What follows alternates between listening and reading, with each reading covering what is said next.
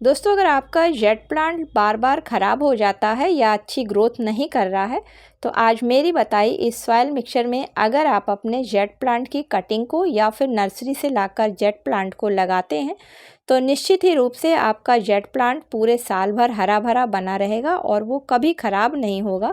साथ ही साथ उसकी ग्रोथ भी देखने लायक होगी। इसी के साथ में एक ऐसी फर्टिलाइज़र भी आपके साथ में शेयर करूँगी, जिसको कि अगर आप अपने जेट प्लांट के पौधे पर इस्तेमाल करते हैं तो आपका जेट प्लांट का पौधा काफ़ी हरा भरा बना रहेगा। तो ये फर्टिलाइज़र कौन सी है और सॉइल मिक्सचर किस तरीके से तैयार करना है, चलिए आगे वीडियो में देखते हैं। नमस्कार दोस्तों, आप सभी का अपने चैनल पर एक बार फिर से स्वागत है। तो चलिए दोस्तों, वीडियो की शुरुआत करती हूँ। तो दोस्तों, जेट प्लांट एक काफ़ी हार्डी पौधा है और इसकी ज़्यादा देखभाल नहीं करनी पड़ती है।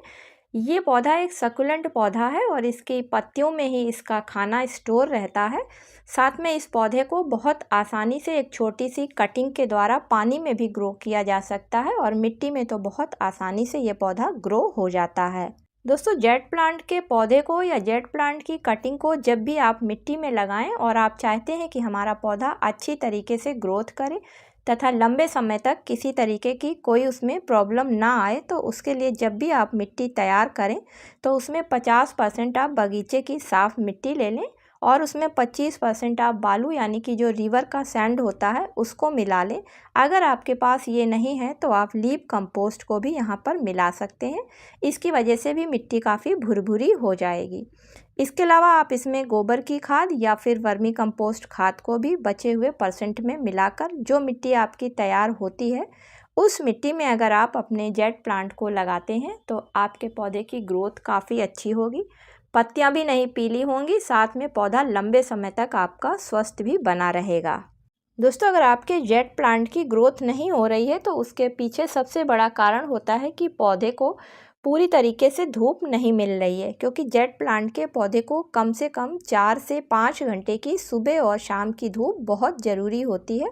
जब बहुत ज़्यादा गर्मी पड़ती है उस समय जेट प्लांट को दिन की धूप नहीं दिखाई जाती है, क्योंकि अगर इसको दिन की धूप दिखा दी जाती है तो आपने देखा होगा कि जेट प्लांट की पत्तियों के किनारे के भाग लाल पड़ने लगते हैं। इसलिए आप अपने जेट प्लांट के पौधे से अच्छी ग्रोथ लेने के लिए कम से कम उसको 4 से 5 घंटे की धूप जरूर दिखाएं। दोस्तों, जेट प्लांट के लिए अगर पानी की बात करी जाए तो जेट प्लांट एक सकुलेंट प्लांट है और जितने भी सकुलेंट प्लांट होते हैं उन सभी के तनों में और पत्तियों में पानी स्टोर रहता है और वो अपनी ज़रूरत के हिसाब से इसका इस्तेमाल करते हैं। और जब इनको पानी की ज़रूरत होती है तो इनकी पत्तियां नीचे की तरफ झुक जाती हैं। तो जेट प्लांट पे भी आप ध्यान दें कि जब पानी की ज़रूरत होगी पौधे को तो इसकी पत्तियां हल्की सी झुकी और डल सी आपको दिखाई देंगी, तभी आप पौधे को पानी दें। क्योंकि जेट प्लांट के पौधे को अगर ज़्यादा पानी मिल जाता है तो इसकी जड़ें गल जाती हैं, जिसकी वजह से पौधा खराब हो जाता है या फिर पत्तियां पीली होकर नीचे गिरने लगती हैं। चलिए दोस्तों, अब देखते हैं कि जेट प्लांट को कौन सी ऐसी फर्टिलाइज़र देनी चाहिए जिससे कि जेट प्लांट ग्रोथ करे, साथ में हरा भरा भी बना रहे। तो जो आज मैं आपको फर्टिलाइज़र बताने जा रही हूँ वो आपको अपने किचन में ही मिल जाएगी, क्योंकि जेट प्लांट का पौधा एक पत्तियों वाला पौधा है और जितने भी पत्तियों वाले पौधे होते हैं उन सभी पौधों को नाइट्रोजन की काफ़ी ज़रूरत पड़ती है।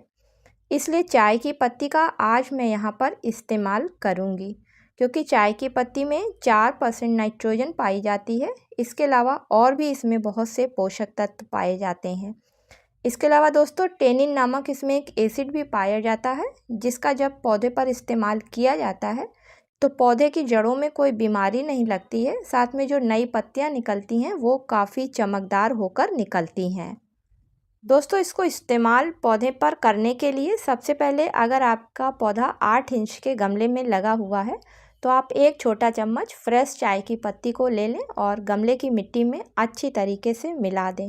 और अगर आप फ्रेश चाय की पत्ती की जगह यूज़ करी हुई चाय की पत्ती का इस्तेमाल करना चाहते हैं तो वो चाय की पत्ती आपकी काफ़ी अच्छी तरीके से धो के सूखी हुई होनी चाहिए। उसके बाद आपने जितनी फ्रेश चाय की पत्ती ली है उसकी जस्ट ट्रिपल आपको लेनी है, यानी कि अगर 1 चम्मच आपने फ्रेश चाय की पत्ती ली है तो 3 चम्मच आपको यूज़ करी हुई चाय की पत्ती का वहाँ पर इस्तेमाल करना होगा। क्योंकि जब चाय बना ली जाती है तो लगभग 70% जो चाय की पत्ती के पोषक तत्व होते हैं वो बनी हुई चाय में आ जाते हैं। जो बचे हुए 30% होते हैं वो यूज़ करी हुई चाय की पत्ती में रह जाते हैं।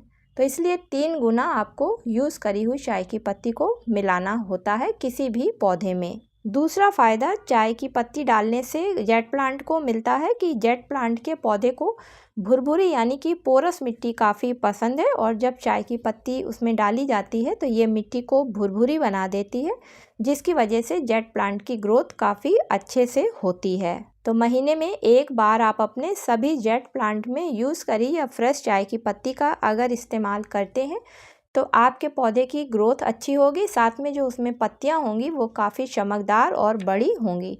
तो उम्मीद करती हूँ कि आज का वीडियो आप लोगों को पसंद आया होगा। फ्रेंड्स, पसंद आया हो तो इसे लाइक और शेयर करिएगा। मिलती हूँ किसी अगले वीडियो में किसी नई जानकारी के साथ में। तब तक के लिए दोस्तों, हैप्पी गार्डनिंग।